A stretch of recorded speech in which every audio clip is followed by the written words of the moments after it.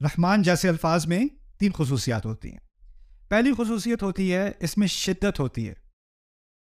تو رحمان بہت ہی زیادہ رحم کرنے والا، اور رحم عربی والا رحم، بہت ہی زیادہ محبت کرنے والا، بہت ہی زیادہ خیال کرنے والا، شدید خیال کرنے والا، شدید محبت کرنے والا، پہلا معنی. دوسرا معنی اس کا یہ ہوتا ہے کہ یہ فوری ہوتی ہے، ابھی ابھی.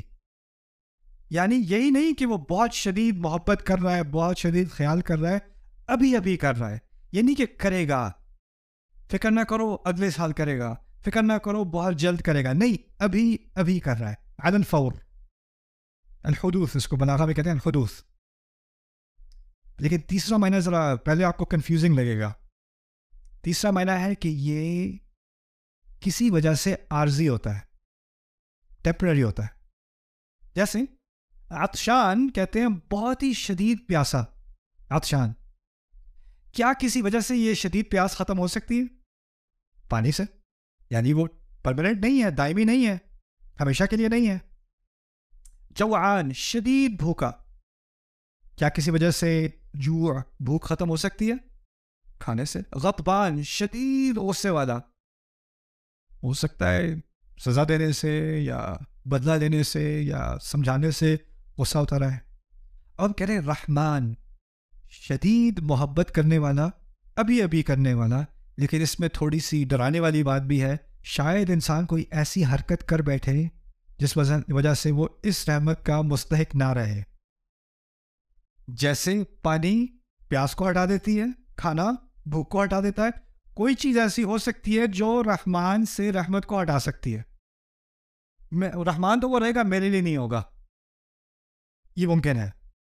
تو اس میں ایک طرح سے ایک ٹیمپرری تھریٹ آ گئی، ایک طرح سے ایک خطرہ ہے، اندیشہ ہے اس لفظ کے اندر بھی. ایک بڑی عظیم نعمت بھی ہے اور ساتھ میں اندیشہ بھی ہے. اچھا، یہ 3 باتیں تھیں رحمان کے بارے میں. کیا 3 باتیں تھیں؟ مجھے دوبارہ یاد کرائیے.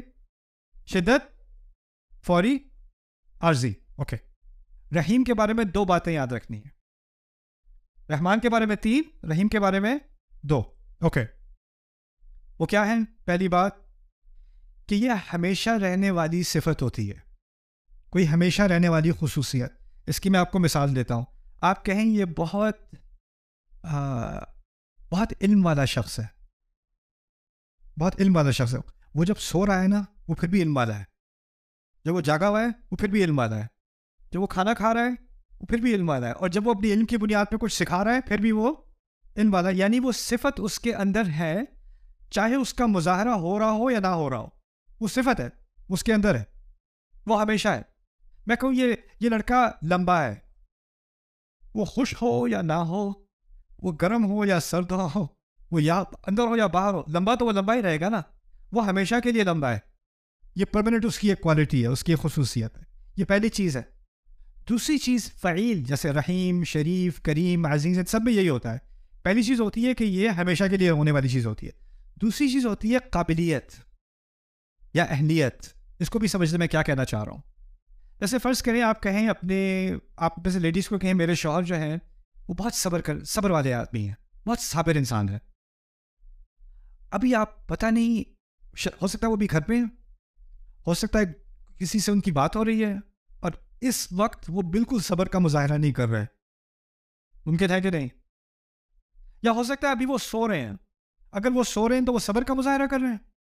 نہیں، ابھی تو وہ صبر کا مظاہرہ نہیں کر رہے. لیکن ان کے اندر اس کی قابلیت ہے کہ نہیں، اس کا پوٹینشیل ان کے اندر ہے کہ نہیں. یعنی فعیل، کریم، عزیز، رحیم، اس طرح کے الفاظ ہوتے ہیں کہ صلاحیت تو ہے، لیکن اس کا معنی یہ نہیں کہ اس صلاحیت کا فوری طور پر مظاہرہ بھی ہو رہا ہے. وہ اس طرح سمجھ لیں کہ وہ اندر ہے، لیکن یہ نہیں معلوم کہ باہر آ رہی ہے کہ نہیں. جس طرح سمجھ لیں کہ گاڑی ہے، اس کا بہت ہی طاقتور انجن ہے، لیکن جب وہ انجن استعمال نہ بھی ہو رہا ہو، صلاحیت تو پھر بھی ہے نا اس کے اندر. یہ ہے رحیم. تو 3 معنی نکلے رحمان کے اور 2 معنی نکلے رحیم کے. اب یہ سمجھ لیں اگر صرف الرحمن کہا ہوتا تو کیا مسئلہ ہو جاتا؟ عارضی ہوتی، بات ہمیشہ کے لیے نہ ہوتی. اچھا، اگر صرف الرحیم کہا ہوتا، ایک تو شدت نہ ہوتی اور ایک فوری طور پر نہ ہوتی، اور ایک امکان تو ہوتا کہ صلاحیت تو ہے رحم کی، لیکن اس کا مظاہرہ ہو رہا ہے یا نہیں ہو رہا وہ تو رحمان کے اندر ہے نا. دونوں کی ضرورت تھی. اب شدت بھی آ گئی، فوری طور پہ بھی ہو گئی اور ہمیشہ کے لیے بھی ہو گئی. الرحمن الرحیم ایک اور طرح سے سمجھ لیں.